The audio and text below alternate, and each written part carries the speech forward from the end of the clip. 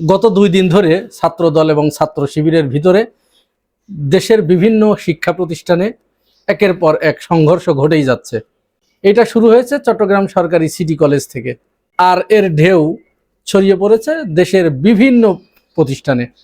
আমি বলেছিলাম গত 2 দিন আগে একটি ভিডিওতে যে অল্প 2-3 দিনের ভিতরে সারা দেশের ক্যাম্পাসগুলোতে ছাত্রদল ছাত্র শিবিরের উপরে হামলা করবে এবং একযোগে হামলা করবে।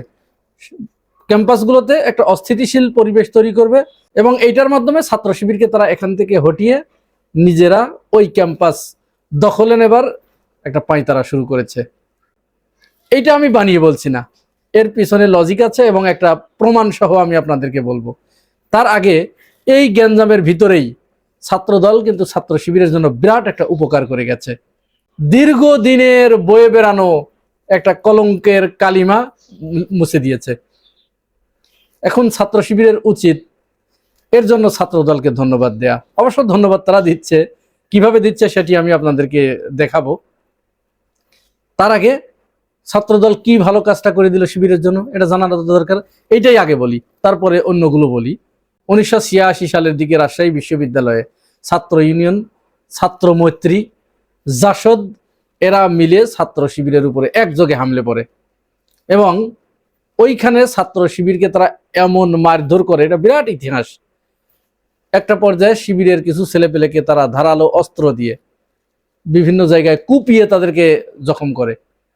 এতে কয়েকজনের পায়ের রগ, হাতের রগ ইত্যাদি কেটে যায়। তো মিডিয়ার জগতে প্রচার মাধ্যমে সারা জীবনই বামেদের এককাধিপত্য। এরা ওই শুরু থেকেই এই জায়গাটা দখলে নিয়েছে, এখনো স্টিল নাও।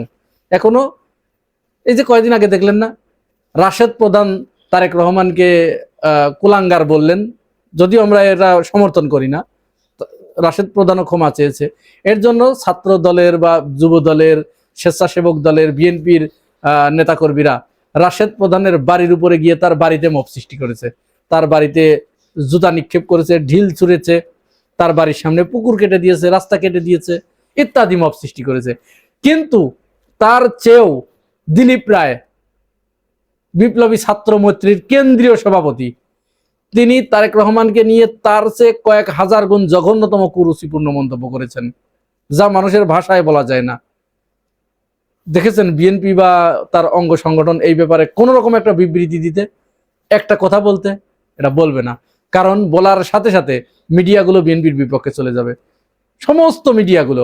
কারণ ওই মিডিয়াগুলোতে যারা যেখানে বসে আছে, যারা মূলত বয়ান উৎপাদন করে ইসলামী ভাবাপন্ন লোকদের বিরুদ্ধে, তারাই কিন্তু মূলত ওই দিলীপের সহযোগী।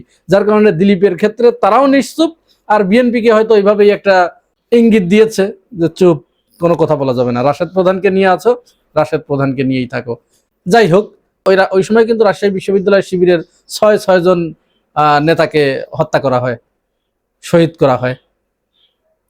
এইটার দায় আবার শিবিরের উপরেই চাপানো হয় এবং তারা তাদের ওই যে বললাম মিডিয়ার মাধ্যমে প্রচার করে যে শিবির রক কেটে দিয়েছে, মানুষের রক কাটে। এইখান থেকে মূলত এই রক কাটার কাহিনীটা প্রচারিত হয়েছে।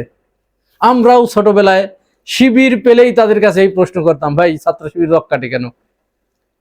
প্রশ্ন মানে তাদেরকে জর্জরিত করতাম। তো তারা মুস্কি হেসে বলতো যে ভাই আপনারা বড় হন, তো ছাত্র যখন আমরা 9-10-এ পড়ি, এরকম আর কি, 8-9-এ পড়ি, বলতো বড় হন, বড় হয়ে একটু পড়ালেখা করবেন, খোঁজ খবর রাখবেন, জানাশোনার চেষ্টা করবেন, তখন এই জবাব নিজের কাছেই পেয়ে যাবেন।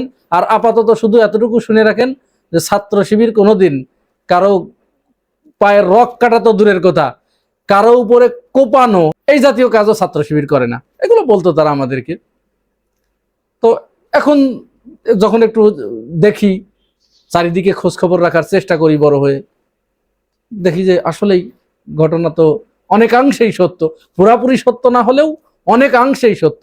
আমি বলছি না যে ছাত্র শিবির একেবারে ধোয়া তুলসীর পাতা আল্লাহর ফেরেশতা, তাদের দ্বারাও মাঝে মাঝে ভুল হয়।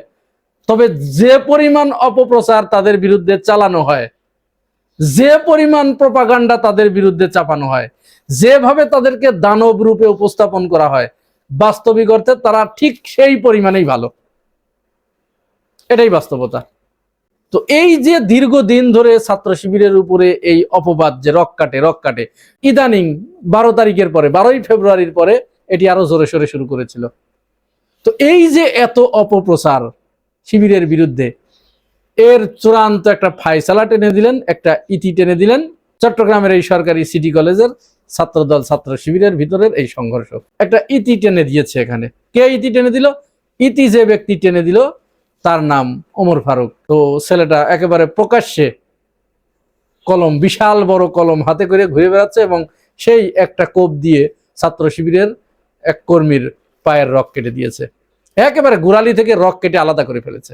আপনারা প্রত্যেকেই দেখেছেন, এটি মিডিয়াতে এইটা রক কাটা বলে আসে নাই, প্রত্যেকেই লিখেছে যে গোড়ালি কেটে দিয়েছে, গোড়ালিতে কোপ দিয়েছে, গোড়ালিতে আঘাত করেছে, গোড়ালিতে জখম হয়েছে।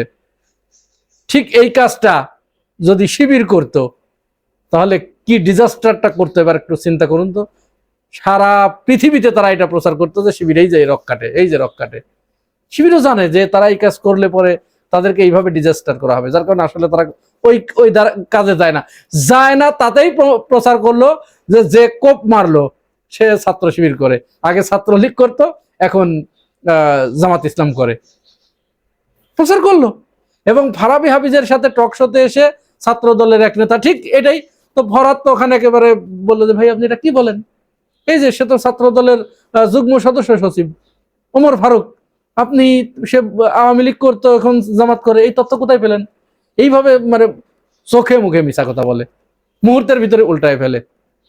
যাই হোক, এই কাণ্ডটা ঘটানোর পরে এই বড় কলম দিয়ে কুপানোর কারণে এখন কারা রক কাটে এটা তো প্রমাণ হয়ে গেল। বাংলাদেশের মানুষ সোশ্যাল মিডিয়ার কল্যাণেই জেনে গেছে, মেইন মিডিয়া কিন্তু আসে নাই। ভাববেন কেউ লেখে নাই রক কাটে, কেউ না। এবং এখন টিভি তো লেখলো যে এক যুবকের হাতে কিরিচ হাতে এক যুবক, কিরিচ হাতে এক যুবক। ছাত্রদল নামটা নিতেও তাদের এরকম বুক কাঁপে, লজ্জা লাগে, কারণ একই ঝাঁকের কই তো, এজন্য। তো যাই হোক, তারা সোশ্যাল মিডিয়ার কল্যাণে সারা দেশে ভাইরাল হয়ে গেল যে রক কাটে মূলত এরা, আর দোষ দেয় শিবিরের উপরে।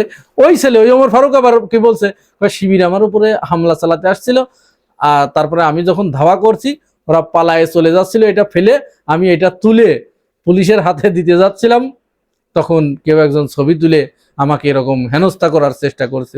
এরপরে সারা দেশের শিক্ষা প্রতিষ্ঠানগুলোতে একের পর এক ছাত্র দল শিবিরের উপরে হামলা চালাচ্ছে। সর্বশেষ শাহবাগ থানায় আমি যখন এই ভিডিও করছি তার অল্প 15-20 মিনিট আগে ডাকসুর সমাজ সেবা সম্পাদক এবি জুবায়ের এবং সাহিত্য সম্পাদক মোসাদ্দেক আলী ইবনে মোহাম্মদ দুইজনকে শাহবাগ থানার ভিতরে ঢুকে ছাত্রদল মব সৃষ্টি করে তাকে বেদম প্রহার করেছে, বেদম পিটাইছে।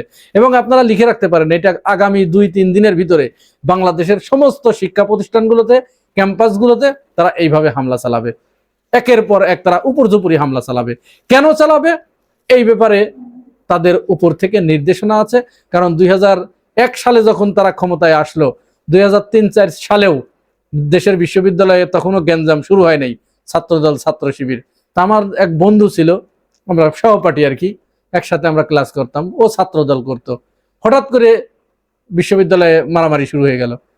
তো ওর কাছে আমরা জিজ্ঞেস করতাম, কিরে বলা নাই কোয়া নাই, হঠাৎ করে এরকম গ্যাঞ্জাম কেন?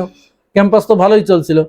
তো বলতো, দোস্ত কারোর কাছে বলিস না, এগুলো তো আসলে বলা যায় না, এসব দল করতে গেলে পরে এখন তাদের সাথে থাকি তাই করতে হয়, উপর থেকে প্রচন্ড চাপ, ওর ভাষায় উপর থেকে প্রচন্ড চাপ, এবং আমাদেরকে এইভাবে বলা হচ্ছে যে অমুক জায়গায় অমুক বিশ্ববিদ্যালয়ে কি ছাত্রদল নাই, এইভাবে তাদেরকে প্ররোচিত করা হয় যেন তারা শিবিরের উপরে হামলা চালায়, এবং এই হামলার মাধ্যমেই মূলত তারা তাদের দখলের কাজটি সম্পূর্ণ করে। এবারেও তাই হচ্ছে, হবে। আগামী কয়েকদিনের ভিতরে এই ঘটনাটি ঘটবে সারা বাংলাদেশে। শুরু হয়ে গেছে অলরেডি, রাজশাহীতে শুরু হয়ে গেছে, ঢাকা বিশ্ববিদ্যালয়ে তো শুরু হলোই।